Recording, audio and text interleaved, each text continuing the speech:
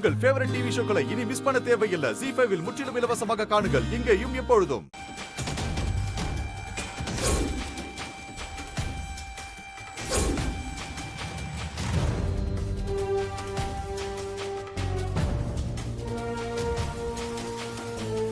தம்பி, நீங்க அந்த காஞ்சிபுரம் ஹாஸ்பிடல்ல பார்த்த தம்பி தானே?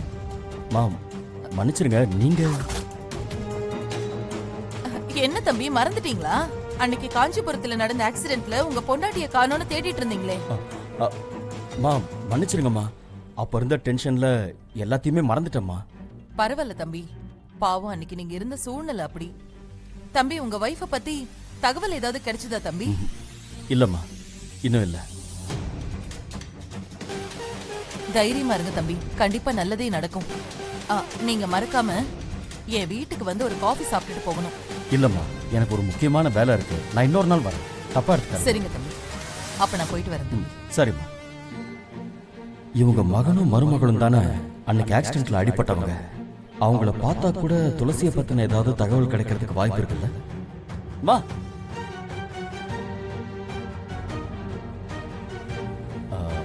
மா, நீங்க என்கிட்ட பேசினப்போ நான் வேற ஏதோ யோசனையில இருந்தேன். நீங்க வீட்டுக்கு வந்தே ஆகணும்னு சொல்லும் போது நான் வராம இருக்க முடியுமா? நான் வரேம்மா. ரொம்ப சந்தோஷம் தம்பி. நீங்க எங்க காரை ஃபாலோ பண்ணுங்க, நம்ம வீட்டுக்கு போயிடலாம். சரிம்மா, நீங்க போங்க, நான் வந்துடுறேன்.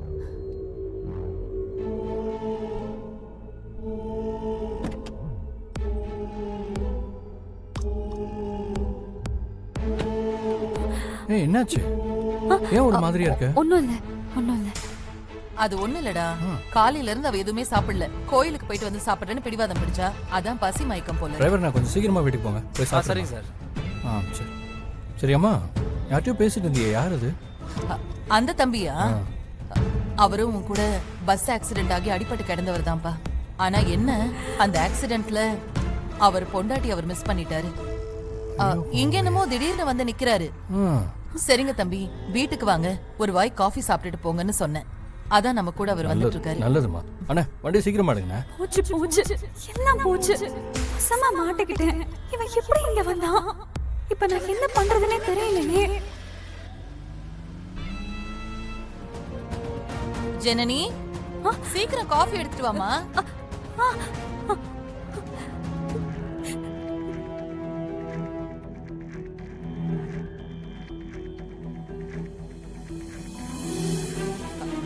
ஜனனி. ஏய், அங்க அம்மா அவ்வளவு கத்திட்டு இருக்காங்க, நீ சும்மா வந்து நின்னுட்டு இருக்க. ஒரு வேலையும் செய்ய தெரியாதா உனக்கு? மருமகன்னு கூட்டிட்டு வந்திருக்காங்க பாரு.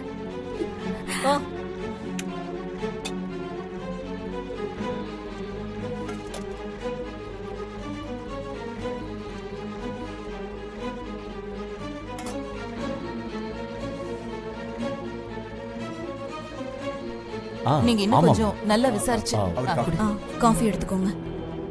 இதான் என்னோட அக்கா. ஓ, வணக்கம். வணக்கம். எடுத்துக்கா.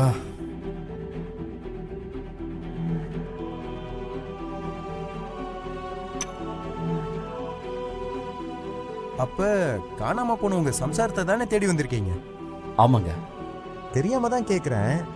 ஆக்சிடென்ட் நடந்தது வந்தவாசியில. அங்க இருந்தா அவங்க எப்படி இங்க வந்திருப்பாங்க?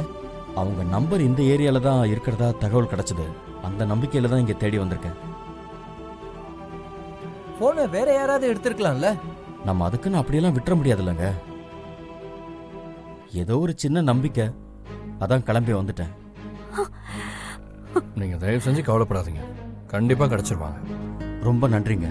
உங்க வார்த்தை எனக்கு ரொம்ப ஆறுதலா இருக்கு. நன்றி. சரிம்மா, ரொம்ப நன்றிம்மா. சரிங்க. நான் கிளம்புறேன், போயிட்டு வரேங்க. போயிட்டு வாங்க, தைரியமா இருங்க. உங்க சம்சாரத்தோட பேர் என்ன தம்பி? துளசிம்மா. எல்லாமே நல்லபடியா நடக்கும் தம்பி. சரிம்மா, நான் வரேன். வாங்க. எல்லாருக்கும் வாங்க. பாய். சந்திப்போம். போயிட்டு அனுப்பிட்டு வா.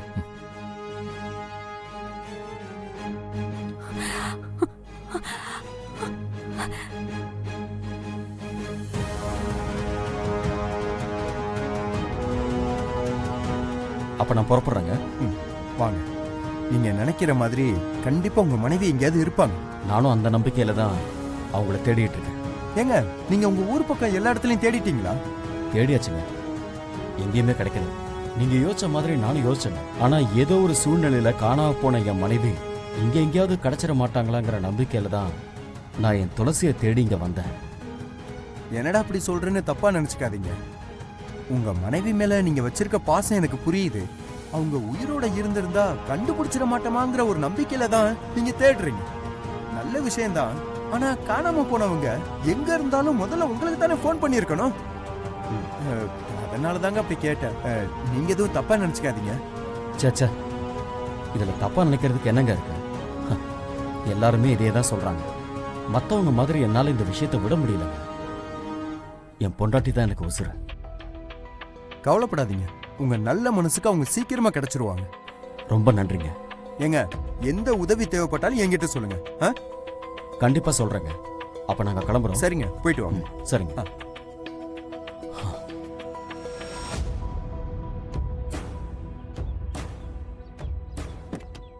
ஏங்க, ஒரு நிமிஷங்க.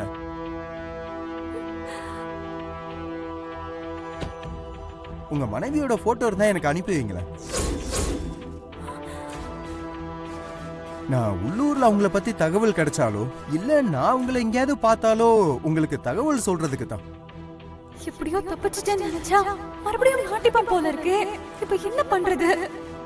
சேது போட்டோ அனுப்பிட்டானா அவ்வளவுதான். ஐயோ கடவுளே, நீதான் என்ன காப்பாத்தணும். ஆட, நான் கூட இதை யோசிக்காம போயிட்டேன் பாருங்களேன். உங்க ஃபோன் நம்பர் சொல்லுங்க, நான் உங்களுக்கு போட்டோ அனுப்புறேன். நோட் பண்ணிக்கோங்க.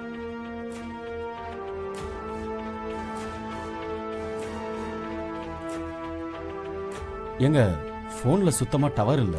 ஆமாங்க, அது என்னன்னு தெரியலங்க. கொஞ்ச நாளாவே இந்த பிரச்சனை இருக்கு. நீங்க சிக்னல் வந்தோடனே எனக்கு அனுப்பிச்சு விடுங்க. சரிங்க, ரொம்ப நன்றிங்க. நான் கிளம்புறேன். சரிங்க. வாடா. என்னாச்சு? அவ கண்டிப்பா இங்க எங்கேயோ தான்டா இருக்கா. துளசி, என்னை ஏமாத்திட்டு போய் சந்தோஷமா வாழ்ந்துடலான்னு மட்டும் நினைச்சிடாத. விடமாட்டேன் உன்னை. நீ எங்க இருந்தாலும் உன் முன்னாடி வந்து நிப்ப. உனக்கு வாழ்க்கைன்னா அது என் கூட மட்டும்தான். அத அந்த ஆண்டவனே நினைச்சாலும் ஒன்னும் மாத்த முடியாத. ஏன்னா இது சேதுவோட முடிவு. கண்டுபிடிச்சலானே? ஆமாண்ணே. டேய், துளசி இங்க இருந்தான்னா கண்டிப்பா இந்த ஊர்க்காரங்க யாராவது அவளை பார்த்திருப்பாங்க. ஊர்க்காரங்களை விசாரிச்சா கண்டிப்பா ஏதாவது க்ளூ கிடைக்கும்டா. இது நல்ல ஐடியாண்ணே.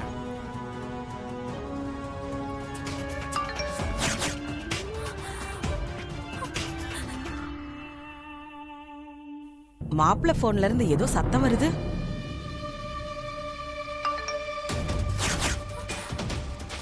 மாப்பிள்ள போன்ல ஏதோ சத்தம் வருது. மாப்பிள்ள போன அங்கேயே வச்சிருங்க பாட்டி, நான் வந்து பாத்துக்கிறேன்.